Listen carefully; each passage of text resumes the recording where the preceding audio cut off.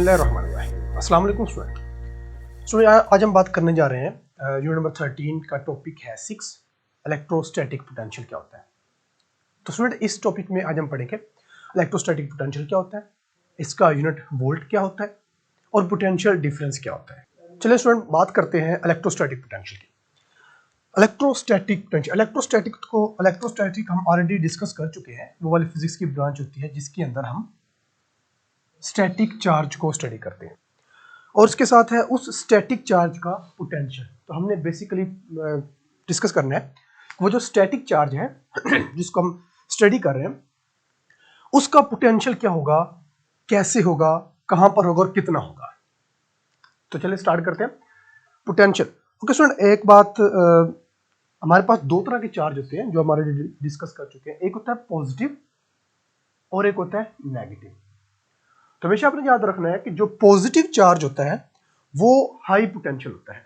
Positive charge होता है वो हाई पोटेंशियल होता है और इसी तरह जो नेगेटिव चार्ज होता है उसको हम लो पोटेंशियल लेते हैं, लो पोटेंशियल। ठीक है, ये बिल्कुल वैसे ही होता है जैसे अगर हम इलेक्ट्रिक वायर की बात करते हैं तो उसमें दो तरह की वायर हमें देखने को मिलती है, एक पॉजिटिव होती है, एक नेगेटिव होती है, एक रेड होती है, एक ब्लैक होती है। जो पॉजिटिव होती है उसमें करंट फ्लो कर रहा होता है, जो नेगेटिव होती है उसमें करंट फ्लो नहीं कर रहा होता। बिल्कुल उसी तरह जो रेड वाली होगी वो हाई पोटेंशियल की होगी और जो दूसरी होगी वो लो पोटेंशियल होगी। इसी तरह पॉजिटिव नेगेटिव ये होते हैं हाई पोटेंशियल और लो पोटेंशियल, इसको हम कंसीडर करते हैं। बैटरी के टर्मिनल दो देखें तो एक पॉजिटिव होगा एक नेगेटिव होगा, तो पॉजिटिव को हाई कंसीडर किया जाता है और नेगेटिव को लो कंसीडर किया जाता है। Okay, electrostatic potential. सो हम सपोज करते हैं कि हमारे पास एक पॉजिटिव चार्ज है इस तरह से। अब इसका कोई ना कोई फील्ड होगा, फील्ड को हम कंसीडर कर लेते हैं कि हमारे पास वो ये वाला फील्ड है। ये डॉटेड लाइन जो सर्कल फॉर्म में है ये इसका फील्ड है, इस पॉजिटिव चार्ज का, इस सोर्स का ये इलेक्ट्रिक फील्ड है। इलेक्ट्रिक फील्ड हम इससे पिछले लेक्चर में डिस्कस कर चुके हैं कि अगर हम इलेक्ट्रिक फील्ड की बात करें तो चार्ज या इलेक्ट्रॉन का उसके राउंड में एक रीजन होता है जिस रीजन में वो किसी दूसरे चार्ज को इफेक्ट कर सकते हैं। तो ये जो डॉटेड लाइन आपको नजर आ रही है इनफैक्ट ये बाउंड्री बनाई है, ये फील्ड है इस पॉजिटिव चार्ज या फिर सोर्स का। अब हमारे पास एक और यूनिट पॉजिटिव चार्ज है, उसको सपोज कर लेते हैं जी वो Q है। Q जो है वो यूनिट पॉजिटिव चार्ज है। यूनिट मीन के जिसकी मैग्नीट्यूड 1 होती है। अब हमारे पास यूनिट पॉजिटिव चार्ज है और ये जो यूनिट पॉजिटिव चार्ज है ये इस सोर्स के फील्ड से बाहर है, जिस तरह के आपको नजर आ रहा है। जो यूनिट पॉजिटिव चार्ज है वो इस सोर्स के फील्ड से बाहर है, outside of the source, outside of the field of the source है। तो इस केस में ये जो यूनिट पॉजिटिव चार्ज है ये इफेक्ट नहीं होगा इस सोर्स से। क्यों? क्योंकि इसके फील्ड से बाहर है। अब एक बंदा जो मेरे इस हैंड की रेंज से बाहर है उसको मैं पकड़ नहीं सकता, उसको मैं इफेक्ट नहीं कर सकता। क्यों? क्योंकि वो मेरे रेंज से, मेरे फील्ड से बाहर है।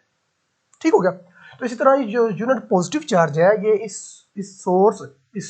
सोर्स के फील्ड से बाहर है।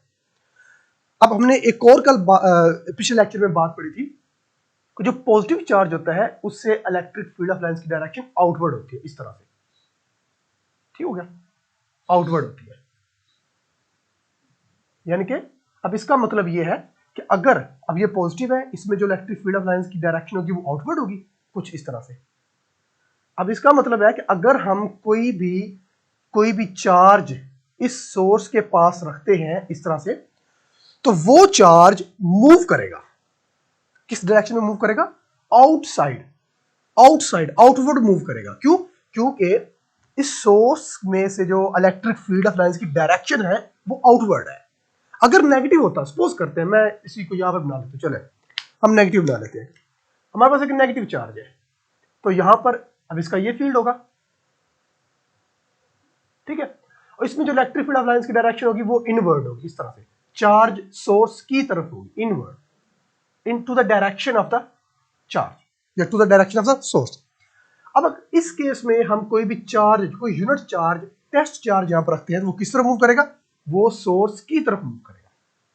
और इस वाले केस में अगर हम यहां पर कोई यूनिट चार्ज रखते हैं तो वो किस तरफ मूव करेगा? वो outward of the source move करेगा। क्यों? क्योंकि इलेक्ट्रिक फील्ड ऑफ लाइंस की डायरेक्शन जो होगी टेस्ट चार्ज उसी डायरेक्शन में मूव करेगा। अब हम इस टेस्ट चार्ज को, इसको यूनिट पॉजिटिव चार्ज या फिर टेस्ट चार्ज, कोई भी एक नाम हम दे सकते हैं। चलिए हम इसको टेस्ट चार्ज नाम देते हैं, टेस्ट चार्ज, यानी कि इस पर हम टेस्ट कर रहे हैं। अब हम इस टेस्ट चार्ज को उठाकर इस फील्ड के अंदर लेकर आते हैं। क्या ये चार्ज खुद इस फील्ड के अंदर आ सकता है? नहीं आएगा। क्यों? क्योंकि अगर इसको हम यहां पर छोड़ते तो ये खुद फिर वापस चला जाएगा। क्यों? क्योंकि direction, electric field of light की डायरेक्शन आउटवर्ड है। तो इसीलिए हम इस चार्ज को अब यहां से उठाकर फील्ड के अंदर लेकर आते हैं। अगर हम, क्योंकि एक चीज याद रखें, अगर हम इसको उठाकर फील्ड के अंदर लेकर आएंगे ना, तो हमें फील्ड के अगेंस्ट वर्क करना पड़ेगा। ये बिल्कुल वैसे ही है जैसे ये एक बोर्ड मार्कर मेरे हाथ में है, इसको अगर हम छोड़ेंगे तो कहां जाएगा? डाउनवर्ड। अर्थ इसको अपनी तरफ अट्रैक्ट करेगी। अब अगर हमने इसको अगेंस्ट द ग्रेविटी अपवर्ड लेकर जाएंगे तो हमें इस पर वर्क करना पड़ेगा। अगर इसको हम छोड़ेंगे तो ग्रेविटी की तरफ जाएगा और ये खुद जाएगा, हमें इस पर वर्क करने की जरूरत नहीं है। अगर हम अगेंस्ट फील्ड जाएंगे तो हमें इस पर वर्क करना पड़ेगा। बिल्कुल उसी तरह अब इस टेस्ट चार्ज को अगर हम फील्ड में लेकर आएंगे तो हम अगेंस्ट द इलेक्ट्रिक फील्ड जाएंगे, तो हमें इस पर वर्क करना पड़ेगा। ठीक है, अब कितना वर्क करना पड़ेगा वो बाद में डिस्कस करते हैं। अब हम इस टेस्ट चार्ज को उठाकर किसी एक इस पॉइंट पर लेकर आते हैं। ये मैं इस पॉइंट पर लेकर आ गया, ठीक हो गया। अब जब इस टेस्ट चार्ज को इस पॉइंट पर लेकर आएंगे तो डेफिनेटली हमें कुछ ना कुछ वर्क करना पड़ेगा। अब वो वर्क कितना होगा, कैसे करेंगे, कहां से लाएंगे वर्क? वो वर्क डेफिनेटली हम खुद करेंगे इसके ऊपर, जब हम इसको उठाकर लेकर आएंगे।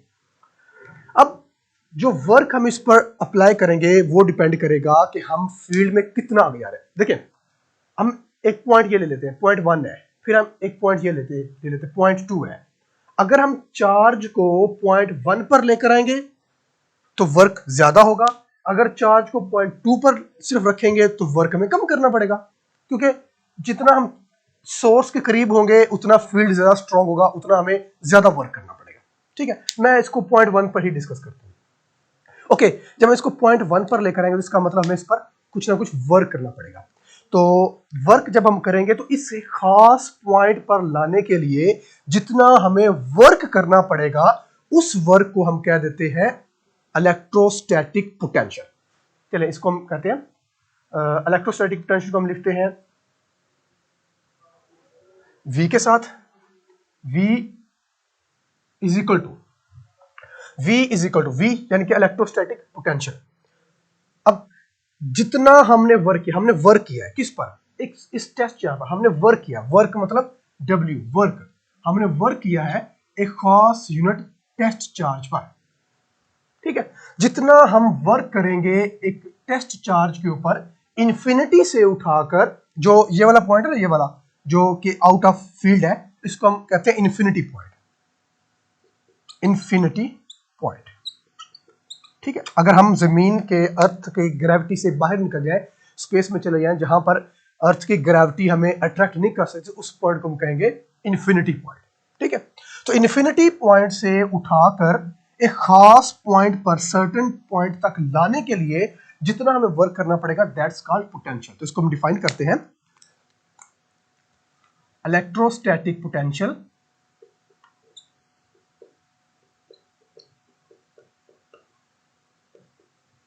is equal to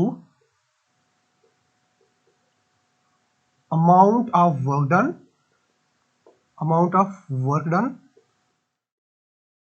जो इलेक्ट्रोस्टैटिक पोटेंशियल होगा वो उस वर्क डन के इक्वल होगा टू ब्रिंगिंग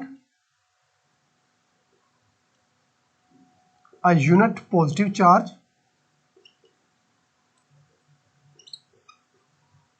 from infinity, यानी कि इन्फिनिटी से एक यूनिट पॉजिटिव चार्ज को उठाकर फील्ड के अंदर लेकर आना है। Unit positive charge from infinity to certain point in the electric field. Electric field में एक खास पॉइंट पर, ये पॉइंट कोई भी हो सकता है, ये पॉइंट 1 हो सकता है, ये पॉइंट 2 हो सकता है, किसी भी पॉइंट पर हम लेकर आएंगे तो जिस पॉइंट पर लेकर आएंगे पोटेंशियल उतना कम या ज्यादा होता रहेगा। तो इलेक्ट्रोस्टैटिक पोटेंशियल इनफैक्ट एक वर्क डन के इक्वल होता है। वो वर्क डन जो हम करते हैं इस टेस्ट चार्ज के ऊपर, इसको इन्फिनिटी पॉइंट से उठाकर फील्ड के अंदर किसी एक खास पॉइंट पर लाने के लिए, वो इक्वल होता है हमारा इलेक्ट्रोस्टैटिक पोटेंशियल पर। तो इलेक्ट्रोस्टैटिक का फार्मूला हमारे पास होगा V is equal to W/K, जो हम वर्क करते हैं एक यूनिट पॉजिटिव चार्ज पर इन्फिनिटी से एक सर्टेन पॉइंट पर लाने के लिए। अब हम बात करते हैं इसके यूनिट की। तो स्टूडेंट याद रखना है, यूनिट हमेशा हम निकालते हैं फार्मूला से। तो फार्मूला हमारे पास है V is equal to W/Q, ठीक है।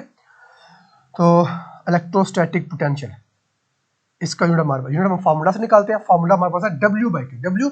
W इज कॉल्ड वर्क, और वर्क का यूनिट हमारे पास होता है जाउल। तो ये हमारे पास होगा जाउल पर Q। Q is a charge, charge का यूनिट होता है हमारे पास कूलम। तो जाउल पर कूलम इसको यूं लिख लें, या फिर जाउल पर कूलम इसको यूं लिख लें, और ये इक्वल होता है वोल्ट के। वोल्ट, और वोल्ट को भी हम V से ही डिनोट करते हैं, J पर C, जॉल पर कूलम। तो इलेक्ट्रोस्टैटिक पोटेंशियल का यूनिट हमारे पास होगा वोल्ट, ठीक हो गया। अब हम चले वोल्ट को डिस्कस करते हैं, वोल्ट को डिफाइन करते हैं। वोल्ट क्या चीज होता है? इतना तो हमें पता चल गया कि वोल्ट जो होता है वो इलेक्ट्रोस्टैटिक पोटेंशियल का यूनिट होता है। इसको हम डिस्कस करते हैं। Volt is equal to joule per coulomb, ठीक है। चले, अगर हम 1 जाउल का वर्क करें, 1 जाउल का वर्क करें, ठीक है, क्योंकि जाउल जो यूनिट है वो वर्क है। अगर हम 1 जाउल का वर्क करें किस पर? 1 कूलम चार्ज पर, 1 कूलम चार्ज पर। आई रिपीट, अगर हम 1 जाउल का वर्क करें 1 कूलम चार्ज पर, और इस 1 कूलम चार्ज को, वही बात, इन्फिनिटी से उठाकर इलेक्ट्रिक फील्ड के किसी खास पॉइंट पर लाने के लिए, तो वो इक्वल हमारे पास होगा 1 वोल्ट के, ठीक हो गया। इसको रिपीट करते हैं।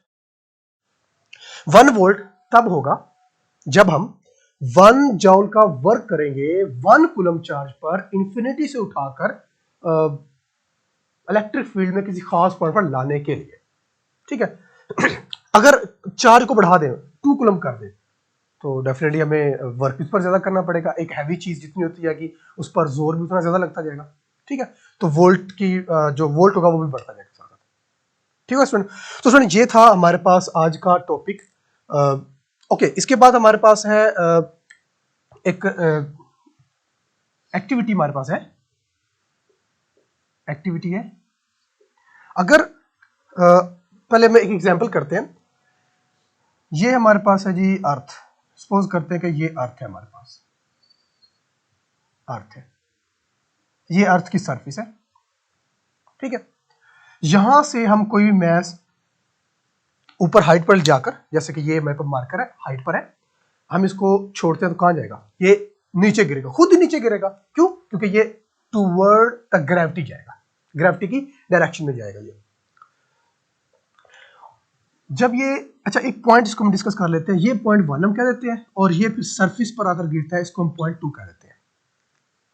अच्छा एक बात बताएं जरा, जब आप पॉइंट 1 पर होंगे, यानी कि जब कोई ऑब्जेक्ट हाइट पर होगा, इसको छोड़ेंगे तो नीचे क्यों जाएगा? ये ऊपर क्यों, राइट लेफ्ट क्यों नहीं जाएगा, नीचे क्यों जाएगा? उसकी रीजन ये है कि इस पॉइंट, पहली बात, इस पॉइंट पर पोटेंशियल ज्यादा है, ठीक है। हमने पढ़ा ना काइनेटिक एनर्जी और पोटेंशियल एनर्जी। पोटेंशियल एनर्जी किस वजह से होती है? हाइट की वजह से। तो ये हाइट पर है, तो इसमें एनर्जी ज्यादा है। कौन सी? Potential energy. तो इसका मतलब है पॉइंट 1 पर पोटेंशियल ज्यादा है और पॉइंट 2 पर पोटेंशियल कम है। तो हमेशा ऑब्जेक्ट्स मूव करते हैं high potential to low potential. जैसा कि गर्मी है, हम रूम के अंदर हम एसी ऑन करते हैं, गर्मी का मौसम है, रूम के अंदर हम एसी ऑन करते हैं। Outside of the room temperature चल रहा है जी 40 डिग्री, रूम के अंदर एसी चल रहा है, टेम्परेचर हम नॉर्मल कर देते हैं 25 डिग्री कर देते हैं। थोड़ी देर के लिए लाइट चली जाती है, हम डोर ओपन कर देते हैं, दरवाजे खोल देते हैं। अब क्या होगा? अब जो बाहर टेम्परेचर हाई है ना, वो सारे का सारा ट्रांसफर हो जाएगा इनसाइड द रूम। क्यों? क्योंकि बाहर टेम्परेचर ज्यादा है, हाई पोटेंशियल है, और इनसाइड द रूम पोटेंशियल क्या था? टेम्परेचर क्या था? कम। तो इसी तरह टेम्परेचर ज्यादा से कम की तरफ मूव करेगा, और थोड़ी देर बाद उस रूम का टेम्परेचर भी वही हो जाएगा जो कि आउटसाइड था। एग्जैक्टली इसी तरह से क्योंकि टेम्परेचर मूव करेगा हाई से कम की तरफ। इसी तरह पोटेंशियल होता है, पोटेंशियल में अगर हम कोई चीज छोड़ देते हैं तो वो भी हाई से लो की तरफ ही मूव करते हैं, ठीक हो गया। चले ये जरा एक्टिविटी जरा ध्यान में रखिएगा। ओके, अब हमारे पास है एक फील्ड, इलेक्ट्रिक फील्ड है, एक हमारे पास है पॉजिटिव प्लेट है और एक हमारे पास है जी नेगेटिव प्लेट। ठीक है, एक पॉजिटिव प्लेट है, एक नेगेटिव प्लेट है। पॉजिटिव चार्ज प्लेट मतलब हाई पोटेंशियल और negative charge plate mean low potential. अब इलेक्ट्रिक फील्ड ऑफ लाइंस की डायरेक्शन क्या होगी, ये हम पिछले लेक्चर में डिस्कस कर चुके हैं। इलेक्ट्रिक फील्ड ऑफ लाइंस के केस में इलेक्ट्रिक फील्ड ऑफ लाइंस की डायरेक्शन क्या होगी जी, इलेक्ट्रिक फील्ड ऑफ लाइंस की डायरेक्शन पॉजिटिव से जनरेट होगी और नेगेटिव पर टर्मिनेट होगी। ये होगी इस तरह से, पॉजिटिव से जनरेट होकर नेगेटिव की तरफ जाएंगी, ऐसे डायरेक्शन इसकी यूं होगी, ये इस तरह से। ठीक है, क्यों? क्योंकि इलेक्ट्रिक फील्ड ऑफ लाइंस जो होती हैं वो पॉजिटिव से जनरेट होती है और नेगेटिव पर टर्मिनेट होती है, यानी कि पॉजिटिव से प्रोड्यूस होती है, पॉजिटिव से निकलती है और नेगेटिव पर जाकर एंड होती है। हम इसकी अब यहां पर इसको हम दो पॉइंट ले लेते हैं। एक पॉइंट ले लेते हैं हम जी ए, ये वाला पॉइंट ए ले लेते हैं। दूसरा पॉइंट ले लेते हैं जी बी, ये वाला। ये हम दो पॉइंट ले लेते हैं। अब आप बताएं किस पॉइंट पर ज्यादा पोटेंशियल होगा, ए पर या बी पर? ऑफ कोर्स ए पर। ए पर पोटेंशियल ज्यादा होगा, क्यों? क्योंकि वो हाई पोटेंशियल के ज्यादा करीब है और जो बी है वो लो पोटेंशियल के ज्यादा करीब है, तो इसलिए हाई पोटेंशियल कहां पे होगा? पॉइंट ए पर। अब हम कोई चार्ज, कोई पॉजिटिव चार्ज इस पॉइंट पर रख देते हैं, पॉइंट ए पर, इस तरह से। अब बताएं जी, ये जो पॉजिटिव चार्ज हमने रखा है ये किस तरफ मूव करेगा? लेफ्ट राइट ऊपर नीचे किस तरफ मूव करेगा? ये मूव करेगा हाई पोटेंशियल से लो पोटेंशियल की तरफ। क्यों? क्योंकि इस पर अब इलेक्ट्रिक फील्ड ऑफ लाइंस की तरफ से एक फोर्स लगेगी जो इसको मूव करवाएगी हाई पोटेंशियल से लो पोटेंशियल की तरफ, बिल्कुल उसी तरह जिस तरह हमने एक अर्थ की एग्जांपल ली। अगर हम यहां से इसको छोड़ते हैं तो बिल्कुल ये नीचे चला जाएगा, क्योंकि यहाँ पर पोटेंशियल हाई है तो हाई पोटेंशियल से लो पोटेंशियल की तरफ जाएगा। इसी तरह से ए पॉइंट पर पोटेंशियल हाई है, बी पॉइंट पर पोटेंशियल लो है, तो जो चार्ज जब हम रखेंगे तो वो मूव करेगा हाई पोटेंशियल से लो पोटेंशियल की तरफ और उसकी डायरेक्शन वही होगी जो इलेक्ट्रिक फील्ड की डायरेक्शन होगी। ठीक हो गया? तो इस पर देखें, यहां पर एक पोटेंशियल होगा V, इस पॉइंट की बात हो रही है, इसको कहते हैं VA, यानी कि A पॉइंट पर पोटेंशियल। और ये जो B पॉइंट है इस पर पोटेंशियल क्या होगा जी? VB, यानी कि B पॉइंट पर पोटेंशियल। तो क्या A पॉइंट पर पोटेंशियल और B पॉइंट का पोटेंशियल दोनों इक्वल होंगे? बिल्कुल नहीं, A पर ज्यादा होगा, B पर कम होगा। तो इसलिए इसको हमारे पास फॉर्मूला आएगा कि जो एनर्जी होती है, एनर्जी सप्लाइड